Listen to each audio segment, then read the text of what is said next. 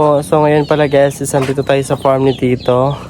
Ano na siya, hapon na. Ngayon lang ako nakapunta kasi kaya na umaga ginagawa rin ako. And titingnan lang natin yung mga ginawa ni Tito dito sa farm. So ayan, samahan niyo ako, let's go. So ayun guys, yung mga ginawa ni Tito guys, gumawa siya ng upuan. Ayan, bali dalawa. Naalala nyo ba yung kumain kami dito? And then ayun, nagsabi ako nga gagawa kami dito ng upuan sa lamesa. Tapos lilipat lang namin to doon. Ayan, may upuan kami dito para pag in case na kumain kami. Dito kasi guys, masikip na dito na part. So yung gagawin na namin dito na lang, pagkakain kami dito kami magstay. Ayun, ginawa ni Tito guys, nagano siya ng mga kahoy. Asa na may butangkol? Para saan sana? Para sa lamisa? Iya, lagi na lamisa dito. Okay. Yan po yung paan ng lamesa dito kasi namin lalagay. Yan. Yan. Napakasipag ni Tito guys. Marami lang.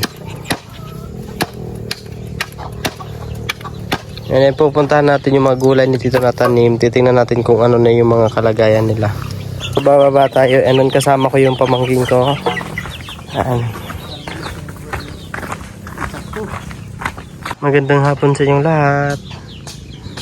Ayan. Ito na naman tayo sa farm.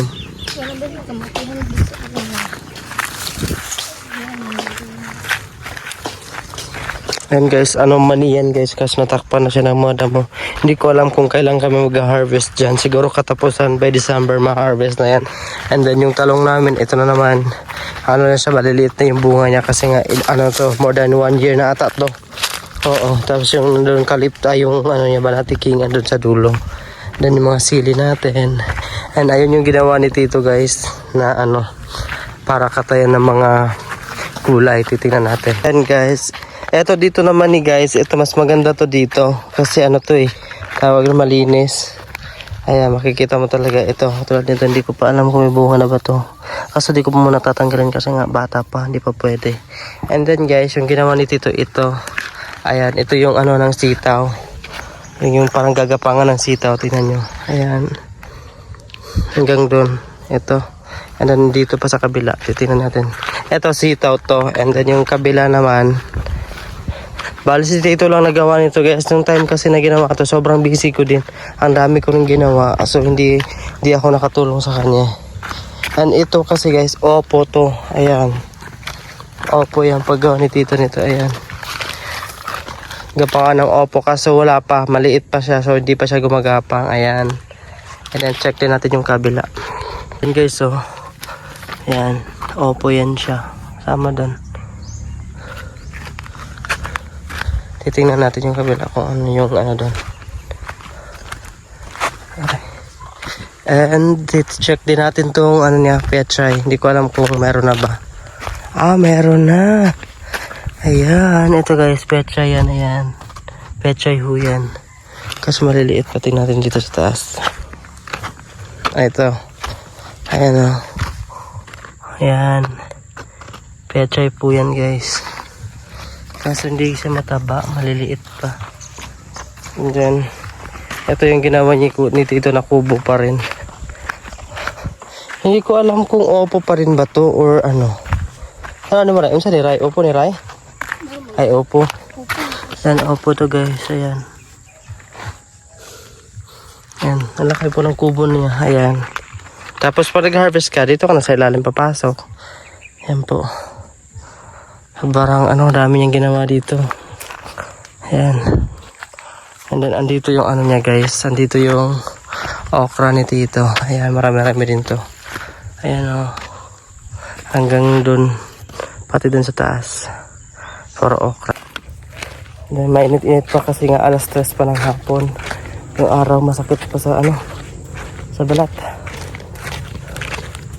Bali bukas, di ko alam kung anong gagawin ko dito bukas. So baka mag-harvest ulit kami ng sili saka ng mga gulay.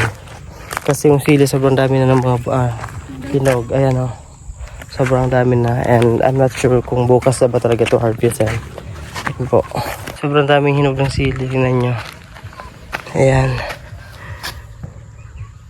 Siguro kaya na to 20 kilos yung ma-harvest dito. Tapos yung kilo ng sili ngayon guys is nasa 150 na per kilo. So ayan, medyo umangat-angat na siya. Ayan. Sabi yung bunga ng nyug guys to. Sobrang dami. Ayan. Sobrang kinis pa. Ayan. Ayan o. Hindi ko alam kung kailan mag-harvest dito. Maliit to eh. Ayan na maliit na puno. Ito yung bunga niya sobrang dami. Lalaki din.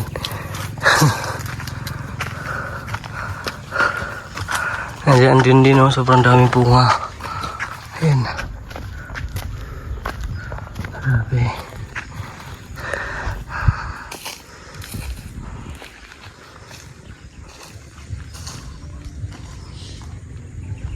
Then guys, let's check din natin yung alagbati ni Tito dito banda. Titingnan natin and also check din natin yung kalabasa. Ayan. Grabe yung bell pepper, ang daming hinog oh. Hindi ko kailangan ito harvestin. Tingnan yung bell pepper guys, sobrang daming hinog. Ayan. Grabe, nagsihinugan na lahat. Ayan oh. Sobrang dami. Let's go. So ayan guys, ang lalaki ng mga alagbati. Ayan. Ito sila oh. Wow. Andito rin sa kabila. Yung kalabasa, andito na yung niya oh. Umapang na siya dito. Ayan, malaki na to guys oh. Ayan. Excited ako pag to dumami na to guys. Pag umapang na rin to sila. Eto, pero malaki na rin to oh. Sobrang tataba na nila. And then dito sa kabila, ayun, hanggang dun yung alagbati namin dun sa taas. Then susunod baka kapag-harvest rin tayo nito para ibenta. Ayan. Wow, grabe, sobrang ganda. Then yung guys, yung kalabasa natin andun, titingnan din natin yon. Laki ng mga talong guys oh. Ayan, sobrang gaganda. Ayan po, grabe. Ito yung mga guys, yung reserva namin pag na-off na yun, at least meron pa dito. Ayan. Ito na sili namin guys. Hindi ko pa ito na-vlog before kasi nga wala pa akong phone noon. And ito na siya. Si Donna ang nakapag-vlog nito na nagtanim dito hanggang doon sa kabila. And ito, tingnan nyo. Ayan, may bunga na rin siya. May bulak na din. Hindi ko lang alam kung makakahabol ba to siya sa December. December na ngayon eh. Hindi ko alam kung makakahabol pa ba to or makaka-harvest pa ba kami. Kasi tingnan yung bunga niya. Green pa. Hindi pa masyadong wala pang hinog. So hindi ko alam kung makakahabol siya. Ayan, titingnan din natin to dito. Andito yung natin. Kalabasa. Ayan, yun na nga. Ito yung nakita nyo dati yung paumbok na lupa. Ito na yun. Ayan, kalabasa to. Kaya ginanto dito ito guys para yung ugat ng kalabasa makapag-spread pa. Ayan o. Kalabasa ho to guys. Grabe guys, ang kapal na ng tag nito. Kamote top. Grabe, ang layo na nang naabot niya. Wow. Tingnan nyo ho. Ayan o. So, sasarap nito eh. Pero hindi pa kami nakapagulay nito ngayon. Kasi na busy. Hindi pa kami nakapagkuha. Ayan. Pero wala pa rin order. Ay namin kung mag-order nito ng ibebenta rin. Ibinebenta rin namin kasi to guys. Ayan. Binebenta rin namin to. Kaya nag-iintay lang kami kung may order. Saka kami mag-harvest dito. And then may okra guys. Yan yun. Ayan po. So yan pa, uwi na kami. Itong gabi namin guys na tinanim ni Tito na kinuha ko din. Ayan, buti na buhay siya. Paramihin namin ito ni Tito eh. Ayan. So good luck sa'yo, sana dumami ka. Guys, na si Tito, nagbutas na siya para sa paan ng lamesa. Nagsabi ako na tutulong ako pero sabi niya wag na daw. Siya na daw yung gagawa. Ayan. Kasi ito yung mesa namin. Maliit lang siya. Si Tito gabas para sa lamesa. And then bukas pala guys, alis kami ni Tito dahil magpapaayos po kami ng ngipin ni Tito. Kasi guys, yung sa bungangan ni Tito na-discuss siya kasi siya dati. Nasira yung yung ngipin niya, nadurog. Ayun. As then bukas na magpapapustiso na si Tito. Kasi guys, pag nagsasalita kasi si Tito, alangan siya. Kasi nga yung ngipin niya. Tabingi na yung mukha ko. Natabingi? tabingi kasi yung stainless dito, oh. Durog na kasi ito dati na durog. Durog na ito, yung mga buto kinuha na. Tapos nilagyan ng stainless. Stainless na ito. Kasi guys, na-discrash si Tito sa motor dati. Sobrang lakas ng impact.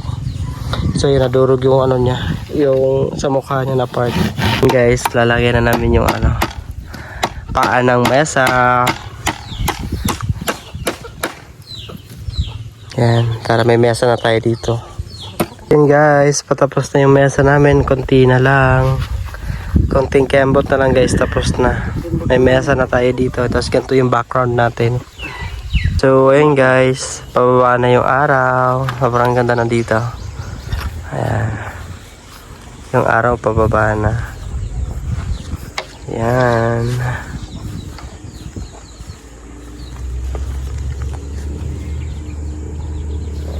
Kunti na lang.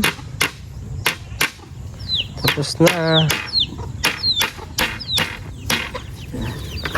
Yes, patapos na yung mesa natin guys.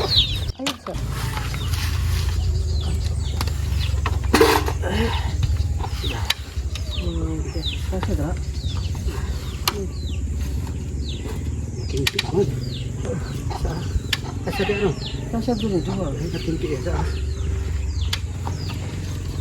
Punta ko. Tatanggalan lang siya. Sige, punta. Short kami laundry ko. Okay, Pinagirasan ko. lima. Ito pa. Up.